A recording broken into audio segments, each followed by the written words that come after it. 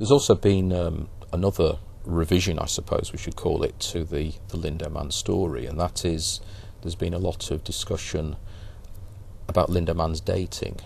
And I think initially the radiocarbon dates were quite confusing in that they suggested he was either later Iron Age, Roman, or even post-Roman. Right. But the people who published the Lindow Man book at the BM, they plumped for the Iron Age because they felt that made the most sense of the wounds that Lindow Man suffered, and this story about the triple death and so on. Since then, there's been a revision, if you like, a rethink on how we should interpret these dates, and people are now starting to put Lindow Man in the early Roman period towards, say, 100 AD.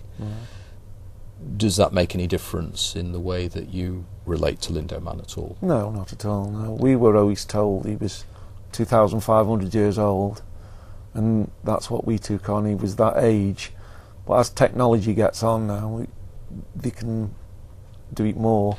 That's right. I mean, there's all kinds of techniques available to archaeologists that weren't available 20 years ago. And the last word I had was that I think some archaeologists at the University of York were looking at taking a sample of Lindow Man's, I think either his hair or his nails, to do a bit of work on his diet, and maybe doing some isotope analysis to see the nature of that diet, whether it was marine or terrestrial.